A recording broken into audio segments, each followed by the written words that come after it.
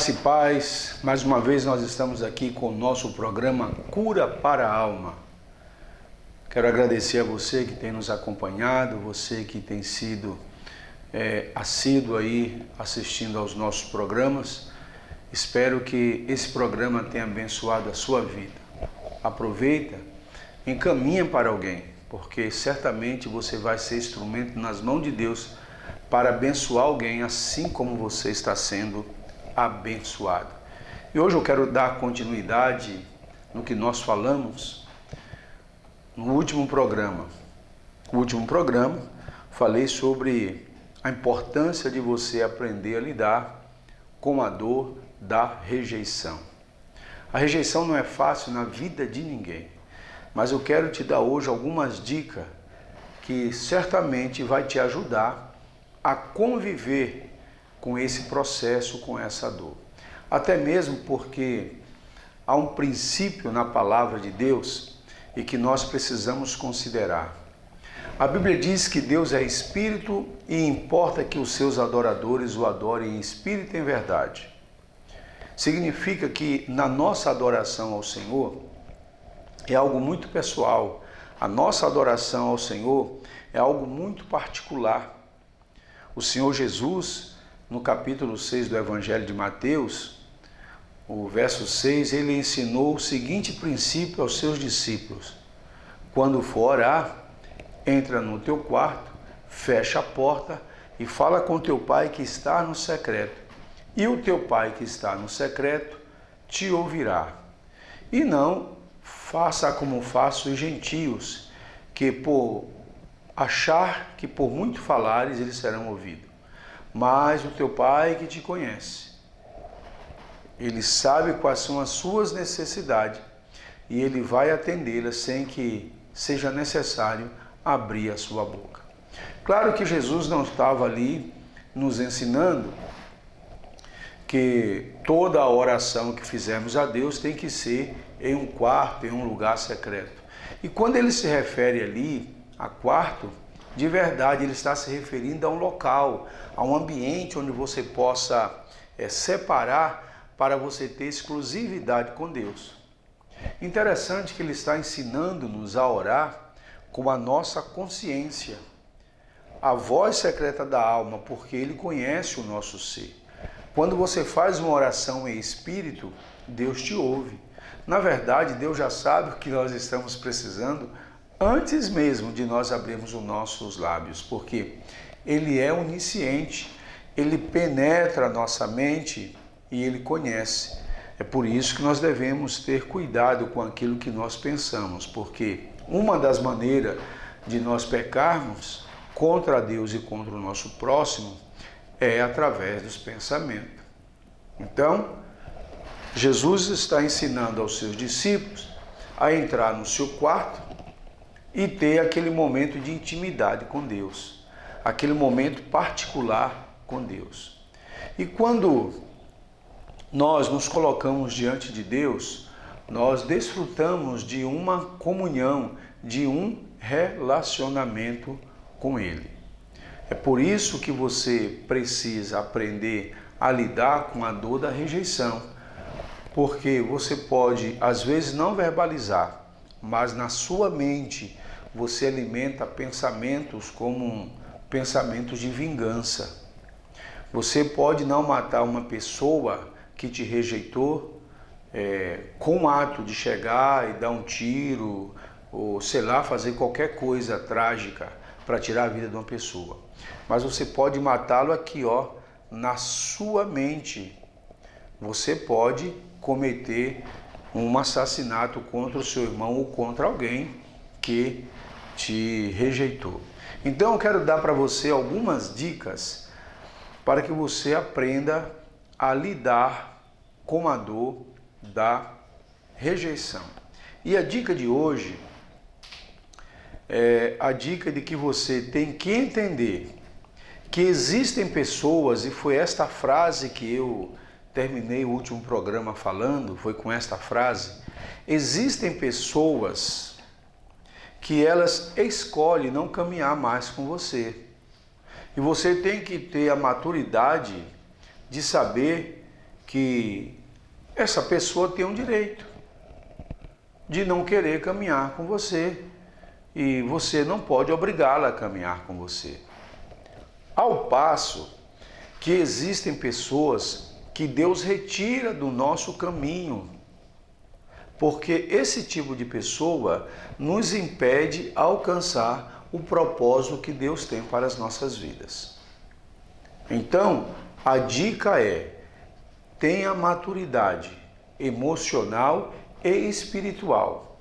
Emocional, porque você tem que compreender que as pessoas têm o direito de querer caminhar com você ou não.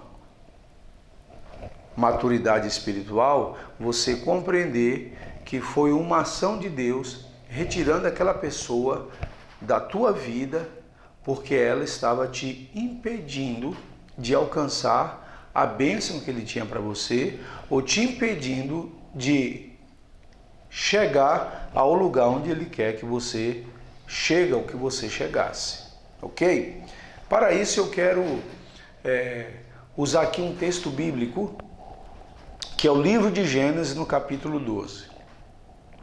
Gênesis capítulo 12, verso 1, o texto fala sobre a chamada de Deus para Abrão, que vivia em Ur dos Caldeus, e Deus se apresenta para ele, e o capítulo 12, versículo 1 diz assim: E apareceu o Senhor Deus a Abraão e lhe disse: Sai da tua terra, do meio da tua parentela, e vai para um lugar que eu te mostrarei.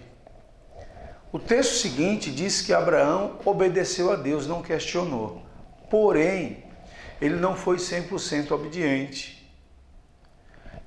Entre as pessoas que ele deixou para trás, ele poupou a vida de um dos seus sobrinhos, por nome Ló. Você conhece a história. E a Bíblia diz então que Abraão saiu, ele deixou tudo, e a Bíblia diz que ele obedeceu ao Senhor. E ele partiu em direção ao nada, ele simplesmente ouviu a voz de Deus. Mas quando chega o próprio capítulo de Gênesis, capítulo 13, já no capítulo seguinte, diz assim: Certo dia o Senhor Deus disse a Abraão, capítulo 12, sai da tua terra, do meio da tua parentela, que eu vou te mostrar. Agora no capítulo 13, diz assim: Abraão saiu do Egito com a sua mulher e com tudo que tinha, e foi para o sul de Canaã.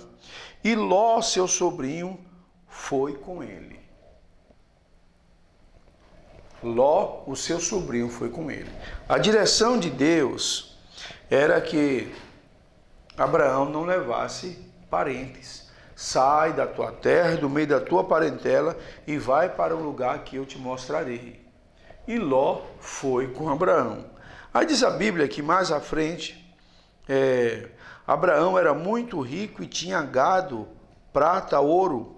E Ló foi de um lugar, e ele foi de um lugar para outro, até chegar à cidade de Betel.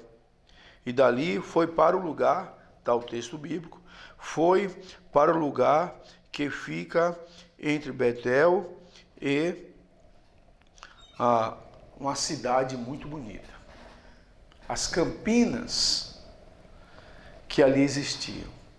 A Bíblia diz que começou a dar problema entre os pastores de Abraão e os pastores de Ló. De maneira que chega um momento em que Abraão fala assim para Ló: olha para a campina que está à tua frente, olha para a terra, e o lado que você escolher, você vai e eu fico com o outro.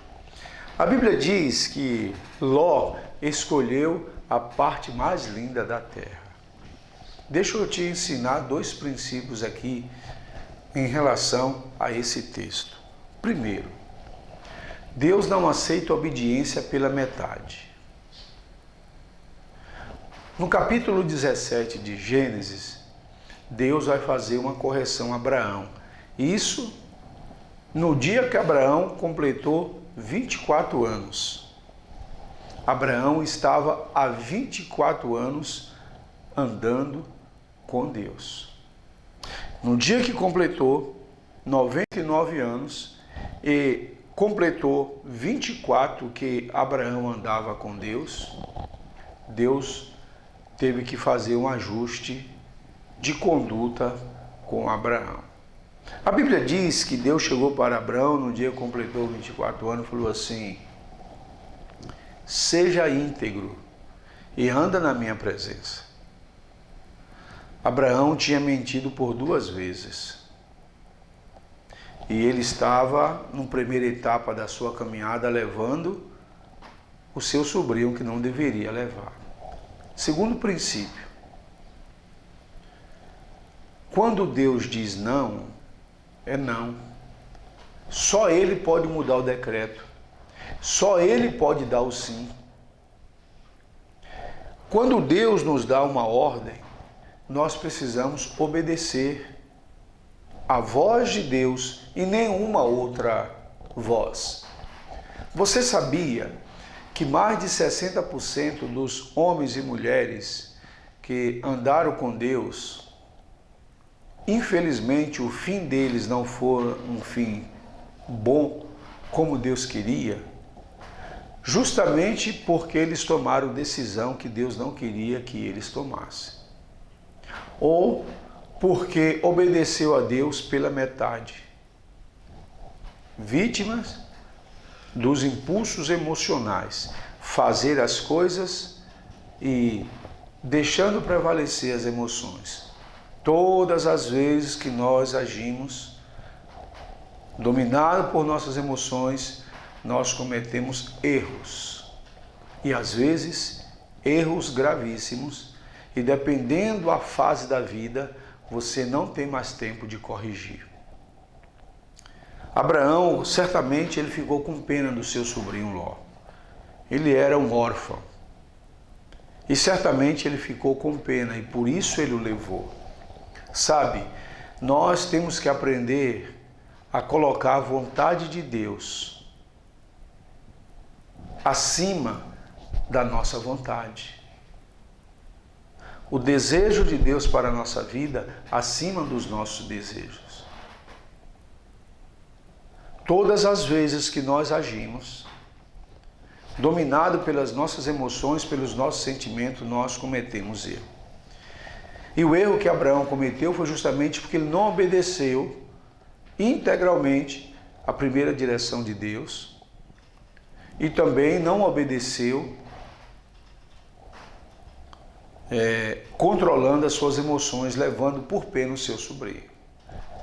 Então deixa eu te ensinar uma coisa aqui. Existem pessoas na nossa vida que elas vão nos impedir de chegar aonde Deus quer que cheguemos. Existem pessoas na nossa vida que se tornam pedra de tropeço no nosso caminhar. Mas a Bíblia vai nos ensinar que nós devemos ser seletivos, inclusive nas escolhas.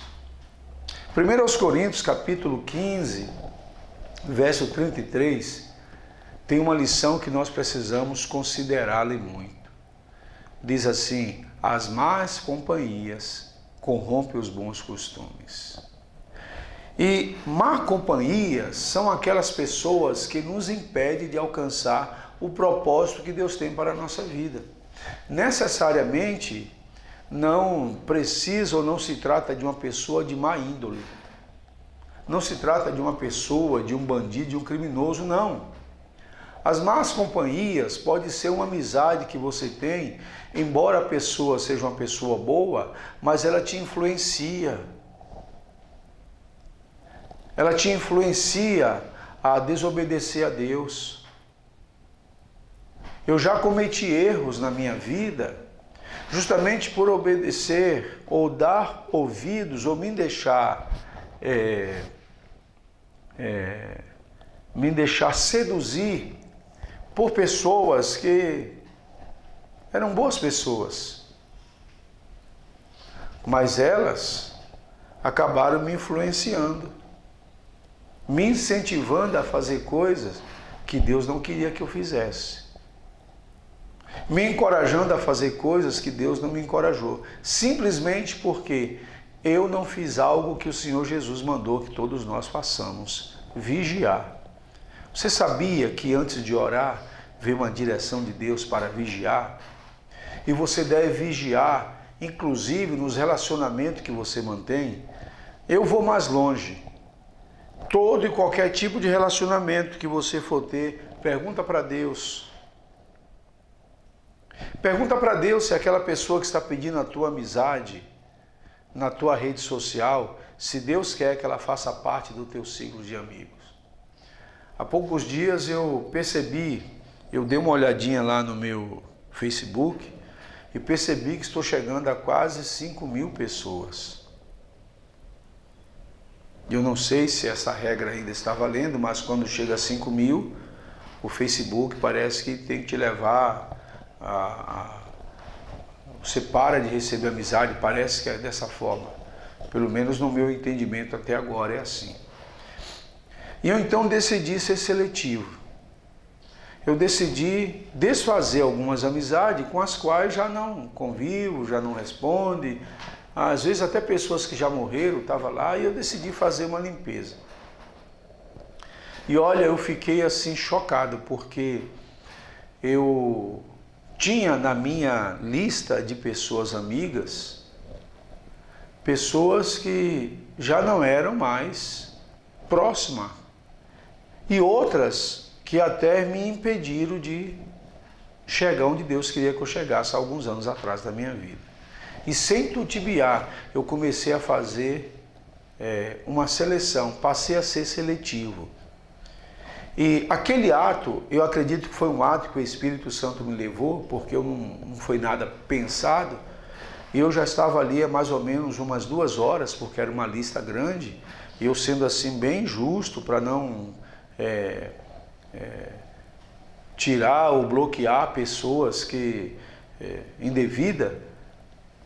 Mas sabe, eu comecei a pedir ao Espírito Santo de Deus que me dê discernimento até receber uma pessoa na minha rede social como sendo minha amiga. Porque quer queira ou não, quando você faz isso, você está estabelecendo em libertação nós chamamos de uma aliança. Você está estabelecendo uma aliança de amizade. A pessoa fala assim: você quer ser meu amigo? Sim, quero ser. Você empenhou a sua palavra. E Salmo 115 diz que um dos critérios para a pessoa entrar no céu é que, uma vez dando a sua palavra, tem que cumprir, mesmo com prejuízo. Mas sabe, eu pedi perdão para Deus, porque eu tinha aceitado ali pessoas que não agregavam em nada em minha vida. Fiz uma limpeza. No meu Instagram, se você entrar e for olhar, eu tenho 76 pessoas que eu estou seguindo. E o Espírito Santo começou a me ensinar muito sobre isso. Sabe por quê? Existem pessoas que entram nas nossas vidas e às vezes até em momento de fragilidade, e aí eu te dou essa dica: em momento de fragilidade não tome decisões. Em momento de fragilidade não aceite qualquer um entrar na tua história. Em momento de euforia, cuidado, porque nem todo mundo que está ali demonstrando estar alegre com você, ela está ali porque realmente ela está a fim de celebrar. Ela está ali com outros intuitos, outras motivações, às vezes até uma motivação de ciúmes, de inveja, e você leva essa pessoa para a sua vida, e o pior, muitas vezes leva para dentro da tua casa. Então, se você aprender a lidar com o processo da dor da rejeição, você tem que ser cauteloso. Abraão não foi cauteloso. Existem pessoas nas nossas vidas que você deve manter um relacionamento à distância, mas há aquelas que nem à distância você deve manter um relacionamento, porque mesmo à distância elas são capazes de te ferir, de te machucar. O perigo de você ter essas pessoas até nas tuas redes sociais é que, dependendo do coração dela, ela vai usar a tua própria rede social para te atacar. Eu não sei se você já passou por essa experiência e correr ir às pressas, bloquear essa pessoa, e aí, se de repente for uma pessoa que constantemente as pessoas estavam vendo andar contigo, de repente não vai ver mais, começam a questionar o porquê que isso está acontecendo. Então evita. Pega o Espírito Santo de Deus. Qualquer pessoa que queira entrar na tua vida, na tua história, peça a direção ao Espírito Santo de Deus para ver se Deus quer, se faz parte do projeto de Deus que essa pessoa esteja naquele momento da tua vida. Sabe, segunda lição que eu quero te ensinar hoje, ou segunda dica. Existem pessoas que Deus vai retirar temporariamente da tua vida e lá na frente Ele vai trazer de volta. Posso citar uma delas? José. Olha que interessante, eu já falei sobre isso, né? Deus revela o sonho para José, José conta para os seus irmãos. A Bíblia diz que a partir do momento que José contou o sonho, seus irmãos passaram a odiá-lo. O próprio pai questionou: o que é isso, menino? O que você está sonhando? Quer dizer que você vai liderar, vai estar acima de nós, os teus pais e os teus irmãos? A Bíblia diz que a partir do momento em que os irmãos de José tomaram conhecimento do sonho, eles passaram a odiá-lo de tal maneira que tentaram matá-lo. Jogaram ele em um poço e depois o vendeu como escravo. Aí José vai para o Egito, fica ali por longos 13 anos, longe do seu pai, do seu irmão de sangue mais novo. Bruscamente é interrompida a sua vida, um jovem de 17 anos. Só que mais tarde, aproximadamente aos 33 anos da vida de José, 35 anos, né? Porque já tinha passado, José já estava com mais de 40, porque teve uns 7 anos de seca, que estava em plena fome ali. José se aproxima daqueles de quem Deus o havia separado. José foi separado por um período dos seus irmãos, das pessoas que queriam lhe fazer mal, mas lá na frente, Deus os trouxeram de volta. Só que quando Deus os trouxe de volta para a vida de José, ele já tinha sido tratado. Agora eles estavam ali, era José que estava realmente no comando, na direção. José já estava sendo protegido. Ei, não leva pessoas na tua vida sem que antes Deus te proteja. Peça ao Espírito Santo de Deus. Peça a direção do Espírito Santo de Deus, porque pode entrar pessoas na tua vida e fazer um estrago. E quando elas saem da tua vida, elas ficam torcendo para o teu fracasso. Então, por tudo isso, você precisa compreender. E quero te dar a última dica para que você aprenda a lidar com isso. Existem pessoas que são nocivas para a tua vida emocional. E você precisa ter coragem para romper com este relacionamento. Existem pessoas na tua vida que não te amam, que não querem o teu bem, que se aproximam de você com interesses que não vão fazer bem para você. Existem pessoas que se aproximam da tua vida porque elas estão em um barco sem rumo e elas precisam de um porto seguro, mas ela só está com você até ela alcançar o objetivo. E às vezes ela sai de fininho e falando mal de você, porque no momento em que ela se aproxima de você, ela às vezes torna-se até íntima e ela vai passar a conhecer você mais de perto. E normalmente quando elas se afastam, elas não falam das tuas qualidades. Elas falam de possíveis fraquezas que ela vê em você, ou às vezes usa até de má fé e falam coisas que não existem. E como as pessoas de fora as via sempre perto de você, vão dar credibilidade ao que elas vão dizer. E quando você perceber, o estrago está feito. Então, fica aqui a dica para você.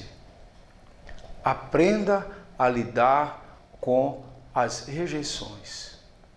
Porque existem rejeições que Deus permitiu que acontecesse. Porque você estava tão cego, você estava tão encantado com aquele relacionamento, você estava tão encantado, tão encantada com aquela possível amizade, que você não conseguia enxergar o que existia por trás daquela pessoa que estava sempre contigo, sorrindo,